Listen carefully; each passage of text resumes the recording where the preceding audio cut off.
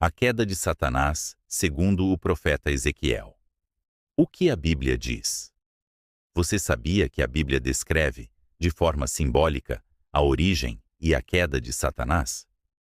Hoje vamos explorar o capítulo 28 do livro de Ezequiel, uma passagem cheia de mistérios que revela como um ser angelical, criado em perfeição, deixou que o orgulho o consumisse e o afastasse de Deus. Fique comigo até o final para descobrir como esta história ainda nos traz lições importantes para a vida hoje. Introdução. O capítulo 28 de Ezequiel é uma profecia direcionada ao rei de Tiro, uma cidade portuária da antiguidade, conhecida por sua riqueza, influência e orgulho. Localizada onde hoje é o Líbano, Tiro era um símbolo de comércio bem-sucedido e poderio econômico. Contudo, como muitas vezes acontece, essa prosperidade gerou arrogância. Ezequiel 28:12 descreve: Filho do homem, levanta uma lamentação contra o rei de Tiro, e dize-lhe: Assim diz o Senhor Deus: Tu és o sinete da perfeição, cheio de sabedoria e formosura. Estavas no Éden, jardim de Deus. De todas as pedras preciosas te cobrias: o sárdio, o topázio, o diamante, o berilo, o ônix, o jaspe, a safira, o carbúnculo e a esmeralda. De ouro se te fizeram os engastes e os ornamentos. No dia em que foste criado, foram eles preparados. Tu eras querubim da guarda ungido, e te estabeleci. Permanecias no monte santo de Deus, no brilho das pedras andavas. Perfeito eras nos teus caminhos, desde o dia em que foste criado, até que se achou iniquidade em ti. Na multiplicação do teu comércio, se encheu o teu interior de violência, e pecaste. Pelo que te lançarei, profanado, fora do monte de Deus, e te farei perecer, ó querubim da guarda, em meio ao brilho das pedras. Elevou-se o teu coração por causa da tua formosura. Corrompeste a tua sabedoria por causa do teu resplendor. Lancei-te por terra, diante dos reis te pus, para que te contemplem. Pela multidão das tuas iniquidades, pela injustiça do teu comércio, profanaste os teus santuários. Eu, pois, fiz sair do meio de ti um fogo, que te consumiu, e te reduzi a cinzas sobre a terra, aos olhos de todos os que te contemplam. Todos os que te conhecem, entre os povos, estão espantados de ti. Vens a ser objeto de espanto, e jamais subsistirás. Essa mensagem inicialmente parece tratar de um governante humano, mas, ao longo do texto, as descrições se tornam cada vez mais grandiosas e parecem ultrapassar as características de qualquer ser humano. Estudiosos da Bíblia sugerem que esta passagem pode apontar para algo muito maior: a história de Satanás, sua origem como um ser perfeito e sua queda trágica.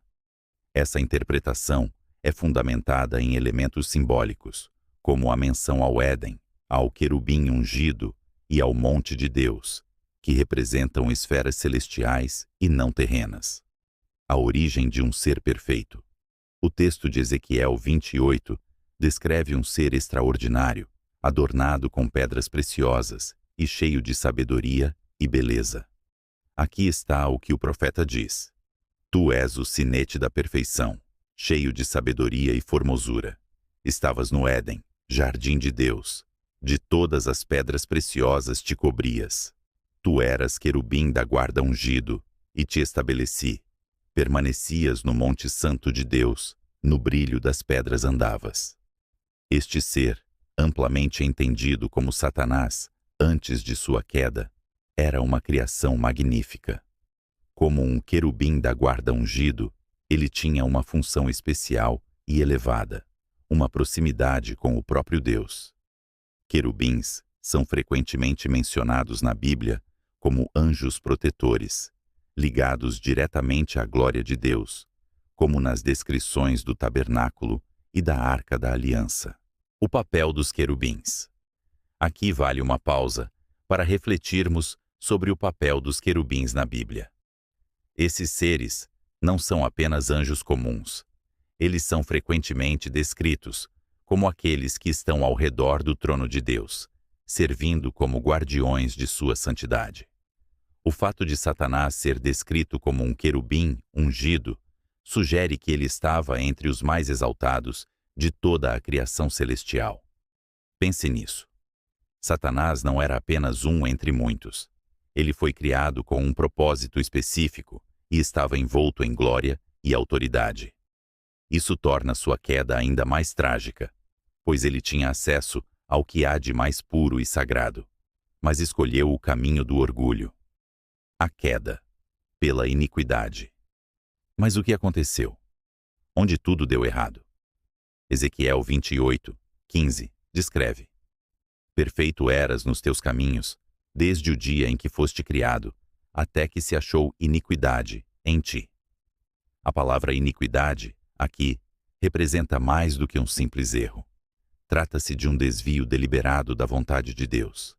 Esse ser perfeito deixou que sua beleza e posição gerassem orgulho. Ele não queria mais apenas servir a Deus. Ele desejava ser como Deus. Isaías 14, um outro texto frequentemente associado à queda de Satanás, reforça isso ao citar a ambição de um ser celestial, que dizia: Subirei ao céu, acima das estrelas de Deus, exaltarei o meu trono. Serei semelhante ao Altíssimo. A ideia de que Satanás desejava ser igual ou superior a Deus explica por que sua queda foi tão grande. Ele não estava satisfeito com sua posição elevada. Ele queria usurpar o lugar do próprio Criador. O impacto da queda. Ezequiel 28:17 descreve as consequências. Teu coração se elevou por causa da tua formosura. Corrompeste a tua sabedoria por causa do teu resplendor. Lancei-te por terra. Aqui vemos um contraste marcante. O mesmo brilho e beleza que deveriam refletir a glória de Deus se tornaram sua ruína. O orgulho não apenas o afastou de Deus, mas também trouxe destruição ao seu entorno. Ele se tornou um exemplo de juízo e perda. No livro de Apocalipse 12:9, Satanás é descrito como o grande dragão, que foi expulso dos céus, levando consigo 1/3 dos anjos, que também se rebelaram. Essa conexão entre os textos mostra como a queda de Satanás foi mais do que um evento isolado. Ela teve um impacto cósmico. Lições para nós. Hoje, o que podemos aprender com esta história? Primeiro, ela nos ensina sobre o perigo do orgulho. Mesmo o mais perfeito dos seres criados por Deus caiu quando deixou de reconhecer sua dependência do Criador.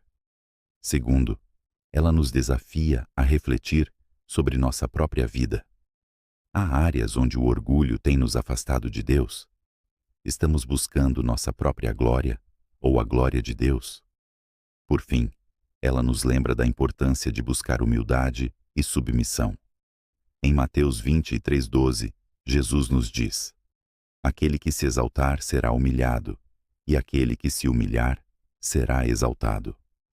A história de Satanás é muito mais do que uma narrativa de queda. Ela é uma advertência poderosa e uma oportunidade de reflexão para todos nós. Satanás, criado como um ser perfeito, cheio de sabedoria e formosura, permitiu que o orgulho tomasse conta de seu coração. Sua ambição de ser como Deus o afastou de sua posição de honra e trouxe destruição, não apenas para ele, mas para todos ao seu redor. O orgulho é um perigo universal. Ele nos leva a esquecer nossa dependência de Deus e a buscar nossa própria glória, assim como aconteceu com Satanás. No entanto, Deus nos oferece um caminho diferente, o caminho da humildade. A Bíblia nos mostra repetidamente que aqueles que se submetem à vontade divina encontram proteção, propósito e verdadeira realização. A humildade não é fraqueza, mas uma força que nos mantém próximos de Deus e seguros em sua presença. Que essa história nos leve a refletir. Há áreas em nossa vida onde o orgulho está nos afastando de Deus? Estamos buscando nossa própria glória ou a dele? Lembre-se, A verdadeira grandeza não está na busca de poder ou reconhecimento, mas em viver em harmonia com o propósito para o qual fomos criados. A história de Satanás não é apenas sobre o passado, mas um convite para que cada um de nós escolha viver de forma humilde, confiando plenamente em Deus. Conclusão. A queda de Satanás, conforme descrita em Ezequiel 28, é um lembrete poderoso de como o orgulho e a rebelião contra Deus levam à ruína. Essa história é mais do que sobre um ser celestial. É uma lição para todos nós sobre a importância de nos mantermos próximos a Deus, reconhecendo nossa total dependência dele. Agora é sua vez. O que você acha dessa interpretação de Ezequiel 28? Você acredita que essa passagem realmente se refere a Satanás? Compartilhe sua opinião nos comentários. E claro, não se esqueça de curtir, compartilhar este vídeo e se inscrever no canal para mais reflexões como esta.